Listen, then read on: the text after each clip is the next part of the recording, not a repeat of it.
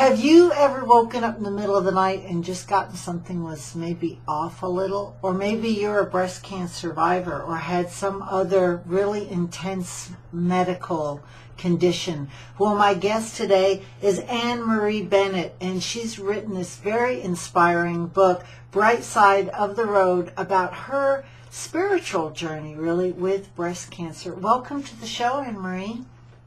Thank you very much, Michelle. I appreciate this opportunity. This is really an inspiring book, even though the subject matter seems quite dark and heavy. How did you manage to write an inspiring book about breast cancer? Well, thank you, Michelle. That's quite a compliment. I appreciate that. After my treatments were over, I kind of spent a lot of time looking back over what had happened to me and how it had all been and how I had survived it. And I really based the book on my journal entries during the time that I was going through the treatments and the surgeries and so forth. And so I guess if you're calling it inspiring, that's a good thing. And I was inspired by writing my own story and by sharing it with others. Now, you do talk about the diagnosis and so forth in the book, but I want you to just share with me, did you have an intuitive feeling, or did you have symptoms, or anything going on inside of yourself before you got the actual diagnosis? Did you know something was wrong?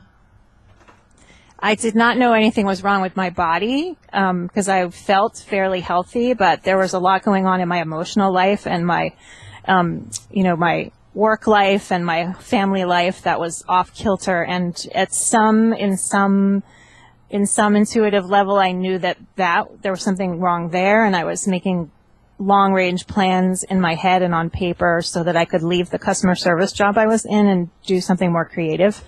But I did not know there was anything wrong with my body. I felt fine. Do you think there's a link between your emotional state and what eventually transpired? Not turning you into, you created this or anything like that, but do you think there's a link between the emotional and the physical bodies? For me, there definitely is, and there always has been, and I became much more aware of it during that whole experience. And even now I can tell when I'm under much more stress, I'm more likely to get a cold or whatever. But I had lots and lots of emotional stuff going on based on what was going on in my step family at the time and so forth.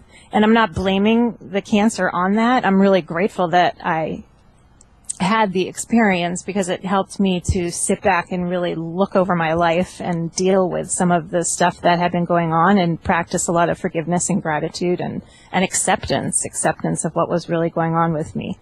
That was a big key. I've heard that a lot from breast cancer survivors, that often when they come out the other end of it, they say, this really was a gift.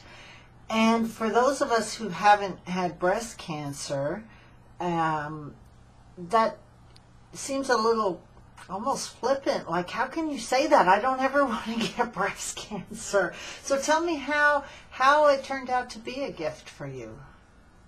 Yes, that's really true. And I remember, Rosie O'Donnell, the talk show, she used to have breast cancer survivors on all the time because her mother died from it.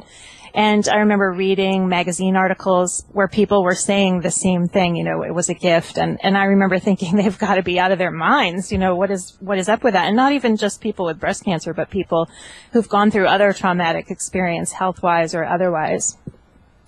And for me, the gift was, there were many, many gifts. And if I had to go back and change it, I don't think I would change it.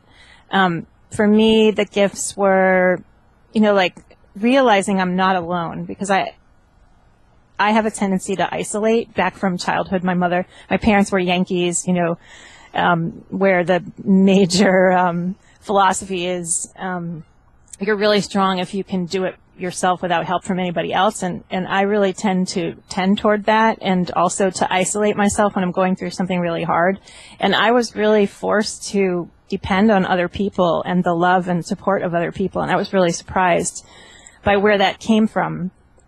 And also the gifts for me were it gave me time to step out of my life for a bit and really look at it and really see what I wanted to change and really change my direction. I really was able to pause, even though it was a lot of those days were uncomfortable pauses with the chemo and the radiation and being so tired all the time. It really was a gift to be able to stop and just review my life and see what I wanted to do next. Share with us what you're doing next and how your life changed when you did come out the other end. What kind of inspiring things can other people who are going through this look forward to in terms of how you did come out of it and changed your life? Yeah, sure. I really, because I was not feeling well a lot of that time, I spent a lot of time in quiet and silence, and I spent a lot of time watching movies too and reading books, but I spent a lot of time in silence and getting to hear that voice inside of me, that wise voice that really leads me where I need to go, because I'd really cut myself off from that for many years. And I just spent a lot of time in that silence, so I was able to get more in touch with what was calling me. And I was able to cut back my hours I was working at a regional theater in the customer service department. And at the beginning, that job had really been serving me, and I'd really, really loved it, and it was family and community to me there. But towards the end, it was not serving me anymore, and I was able to finally get that in my time away from there.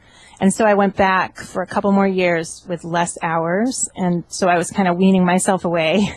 And I found a process called soul collage, which is an intuitive art process, and that helps us to give image to our feelings and thoughts. And I actually became a facilitator, and I lead workshops online and in person, and it really fulfills me. It's like I feel like I'm doing what I am meant to be doing now, and paying more attention to my art and my writing, obviously, because I've always wanted to be a writer, and I finally wrote a book about something that was really, really, important to me and that I'm passionate about, which is looking on the bright side of things and not giving in to negative thoughts. And if I can sum up what Bright Side of the Road is about and what that philosophy is about, it's about feeling your feelings and changing your thoughts. And for me to think positively about breast cancer or about any awful thing that happens to me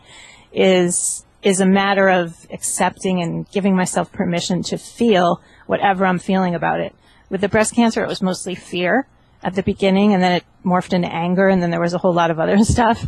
But there's no way that I could turn the negativity, like, oh, I'm going to die from this, or, oh, this is awful, why is this happening to me, all those negative thoughts. There was no way for me to turn those into more positive sounding things without giving myself the permission to feel the feelings first.